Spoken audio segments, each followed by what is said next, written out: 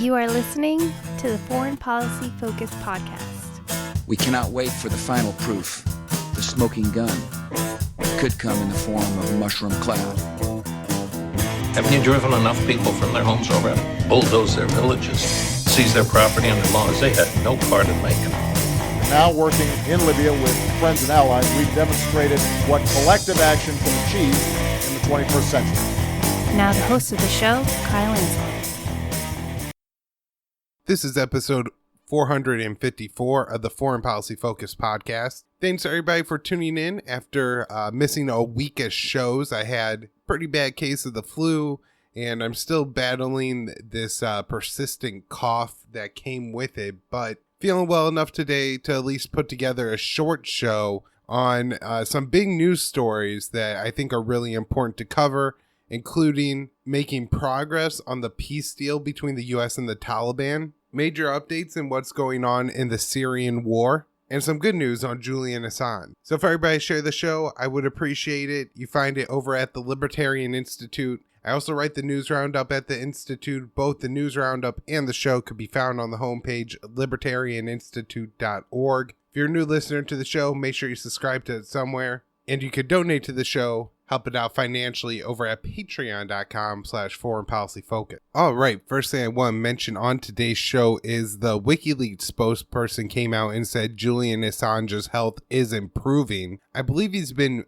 removed from the solitary confinement conditions, although he still is in a maximum security prison. So it's not like anybody should be envious of the conditions Julian Assange is living in, but at least now he gets to interact with other people. Hopefully he's getting some at least decent medical care. I don't expect that it's great being in a maximum security prison, knowing like how the prison care is in the US. I'm guessing it's not that much different in the UK. He is a high profile enough case that, probably wouldn't look great for the UK if he died in prison. So maybe they're making sure he is getting some life-saving care. But that does seem to be a step in the right direction. And hopefully, maybe with an improved health, Assange will be more capable of putting together and working on his defense. Hopefully, making sure he doesn't get shipped off to the U.S. to face these bogus charges that will undermine the right to journalism in the U.S. But we'll likely see him, if he faces these charges, spending the rest of his life in an American maximum security prison. So there were a couple interesting statements by Russia involving the U.S. and kind of weapons agreements. One is they said the U.S. plan to use weapons in space will deal an irreversible blow to the current security balance in space, which is largely de-weaponized. There's military satellites and stuff like that, but they're not deploying nukes in space. They're not putting missile defense systems in space. And so long as the U.S. doesn't do that, then that status quo may remain. But Russia is saying once the U.S. takes that step, then you're going to see a lot of countries push to weaponize space. That's one of the big concerns about the new U.S. Space Force, is that it's going to be used to put more and more weapons into space and create kind of a space arms race, which I'm sure will be hugely expensive and just terrible for everybody, in the world who isn't an elite weapons maker. On the other hand, Russia says the U.S. is making more a constructive approach to the New START treaty. I recently saw that Pompeo was saying actually that he wanted, again, to push China into the New START treaty and an arms control agreement, which largely seems to be a poison pill. It doesn't seem like this is something that China would go along with because China's nuclear arsenal is so much smaller than that of the U.S. and Russia's. Russia has offered to just extend the New START treaty, believing that with the amount of time, just 1 year now, February 2021 is when the current New START treaty would expire, that the best solution is just to extend that. And maybe the U.S. is trending in that direction, at least not trying to wrap China up in this thing, which would seem like it would make a much more complicated deal. Violence has flared up along the front in the Ukrainian civil war. This is in eastern Ukraine, where you have separatists to the government in Kiev holding on to the Donbass region and fighting against. It's unclear who started this fighting. At least one Ukrainian soldier has been reported to have been killed. There's several other reports of casualties and shelling of even civilian areas. Violence has flared up along, this region for several years, even after the Minsk II accords were put in place. This is essentially the ceasefire agreement that has held on and off over the years and, prevented tens of thousands of people from being killed rather than just, dozens or a few hundred. However, it is kind of a bad sign because there has been some progress made between Russia and Ukraine, including a prisoner swap and four-party talks involving Germany and France. And so renewed fighting could set that back. Also on Russia, this is kind of breaking as I'm recording the show. A Russian oil firm, Rosenfit, has been blacklisted by the United States for doing business with Venezuela. It's really shocking to me that the Trump administration has continued on with this Venezuelan regime change policy so long after it's clearly failed. Donald Trump seems very willing to give up on failed kind of foreign policy ventures, getting along better with Russia, that's faded to the bad side. Talks with North Korea, that's pretty much out the window. Getting out of Iraq or Syria, Somalia, Libya, all that stuff, it's kind of gone, and Trump's been happy letting that go. But this failed regime change effort in Venezuela, which really seems like he could let go, and I can't imagine that the Democrats would be able to make a whole lot of actual room against Trump by making a big deal out of this. I mean, they could. We see at the State of the Union, Donald Trump mentions Guaido, and Nancy Pelosi jumps out of her seat and starts clapping for the guy. But I don't think that resonates with the American people at all. They don't understand why we need to overthrow Maduro. The Cold War is over, even if it's just because the guy's a socialist. That doesn't make any sense. For that reason, it is shocking to me that Trump has continued with this regime change effort. At the same time, I guess it just shows how much influence the Hawks have in his administration. All right, let's move on to Afghanistan here, where there's been progress made in the peace negotiations between the US and the Taliban. I'm going to call the, loosely peace talks, because, at some point people have rightly pointed out that the end result here isn't necessarily a peaceful situation in Afghanistan, and likely isn't. Even if the U.S. does withdraw, that doesn't mean that the Taliban are done fighting with the Afghan government. Now,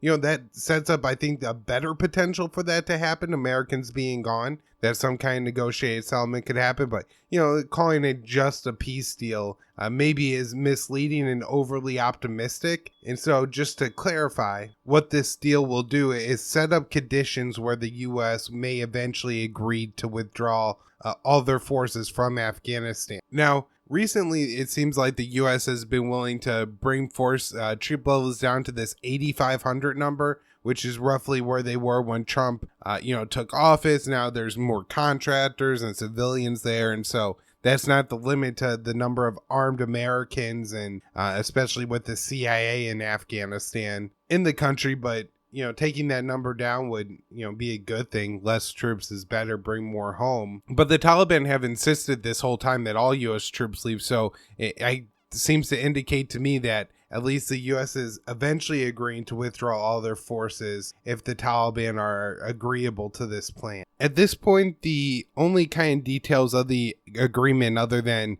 it seems like the U.S. troops are eventually going to leave if it all works out. And I think that's a big asterisk there if it actually moves forward enough that it is a peace agreement between the U.S. and the Taliban, and we end our fight against the Taliban and withdraw our troops from Afghanistan. As in the past, Trump has just pretty quickly pulled the plug on these kind of negotiations before. But the other thing that I guess we know is that it's going to start off with this week-long reduction in violence pact. It's not very clear to me what the parameters of it are yet.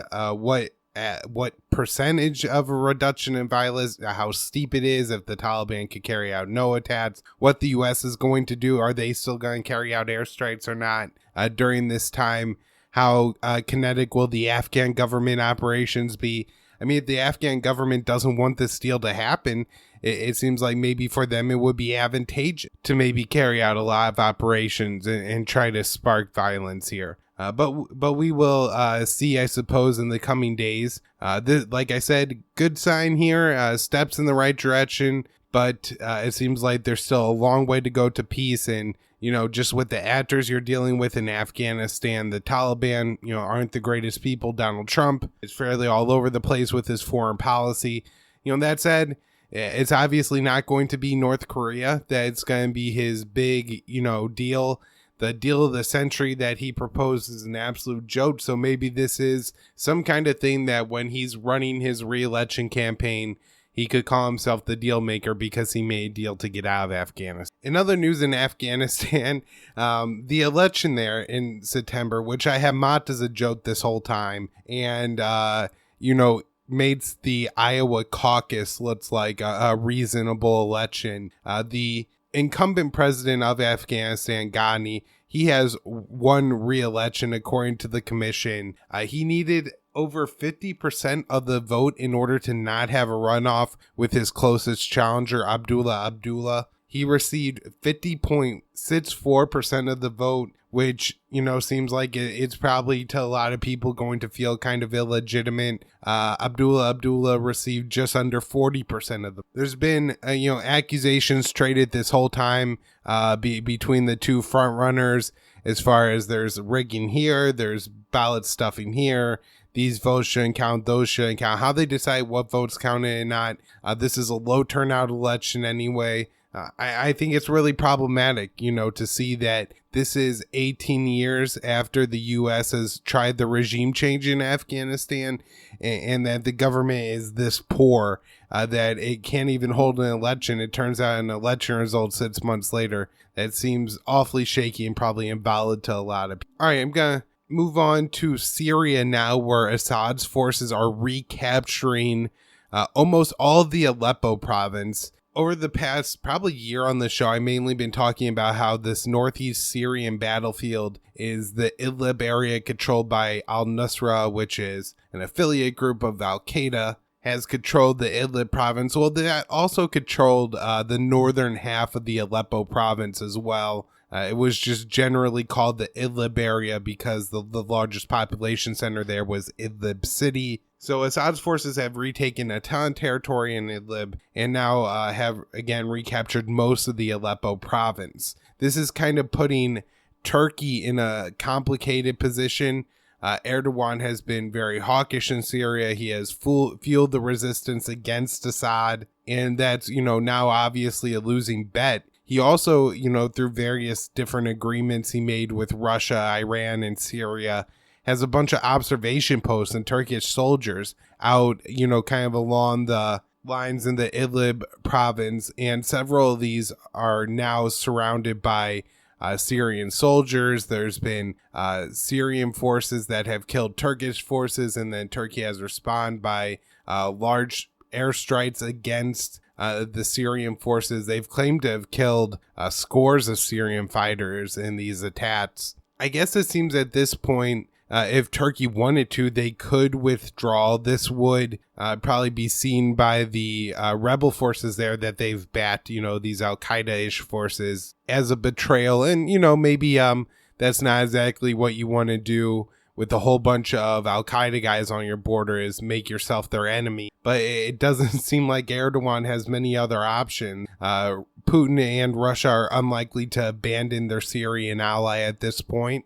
And if Russia, maintains and assists Assad in this offensive, it seems that they will overcome, whether it's just the rebels or some Turkish forces as well. Turkey also finds themselves in a complicated position in Libya, where it seems like that conflict is now just destined to drag on. The UN attempted to do some peace negotiations to work out some kind of settlement to that civil war. However, they're now saying that international arms are just pouring into that country, and the warring parties there, majorly the UN quote-unquote recognized government, the government of national accord, and then the other side of that, the Libyan National Army, Turkey is backing the government and national accord, and that's now seen Turkish ships carrying in weapons apparently being attacked by the Libyan National Army, which is backed by Russia, Saudi Arabia, Egypt, and several other countries. All right, everybody, I think that's what my voice has the ability for today, so I'm going to wrap up the show.